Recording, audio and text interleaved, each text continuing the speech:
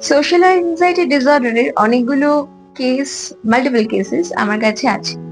ঠিক আছে, ইভেন আমি বিভিন্ন জায়গায় পাবলিক স্পিকিং ও করতে যাই।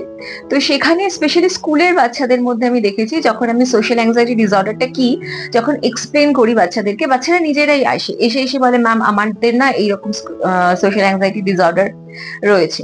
তো আপনি যদি আমার ইউটিউব চ্যানেল কিছু মনের কথার অ্যাংজাইটি প্লে লিস্টে যান, তাহলে আপনি অ্যাংজাইটি নিয়ে বা সোশ্যাল অ্যাংজাইটি ডিসঅর্ডারের উপরও আমার একটা ভিডিও আছে, আপনি জানতে পারবেন বা দেখতে পারবেন, বা আপনি নিজে আহ, অন্য কোনো প্ল্যাটফর্ম থেকে আপনি রিসার্চও করতে পারেন।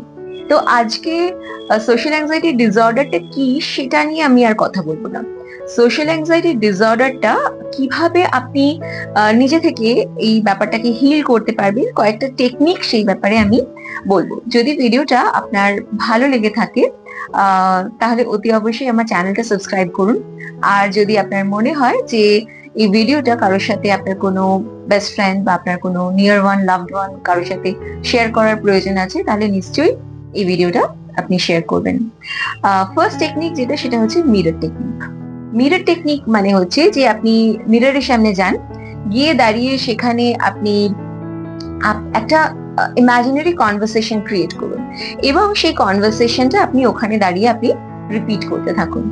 আমি নিজে যখন কিছু জানতাম না, যখন এই প্রফেশনেও আসিনি, তখন আমি আমার নিজের সুবিধার্থে বা নিজের কাজের জন্য আমি এই মিরর টেকনিকটা ভীষণ রকম ভাবে ইউজ করতাম। অ্যান্ড টিল ডেট আমার এখনো যদি কোনো বিটুসি প্রোগ্রাম থাকে বা কোনো জায়গায় পাবলিক স্পিকিং করার থাকে, কোনো কলেজ, ইউনিভার্সিটি, মানে যেখানে বড়দেরকে আমাকে ডিল করতে হচ্ছে, বাচ্চাদেরকে আমি ডিল করতে পারি কারণ আমি টিচার ছিলাম যেহেতু, যেখানে বড়দেরকে ডিল করতে হচ্ছে, সেখানেও কিন্তু প্রোগ্রামগুলো করার আগে টিল ডেট আমি কিন্তু এই মিরর টেকনিকটা ফলো করি, এবং মিররের সামনে কিন্তু কিছু ইমাজিনারি কোয়েশ্চেন্স বা কিছু এরকম ভাবনা চিন্তা করে কিন্তু আমি সেইভাবেই স্পিচ ডেলিভার করার চেষ্টা করি।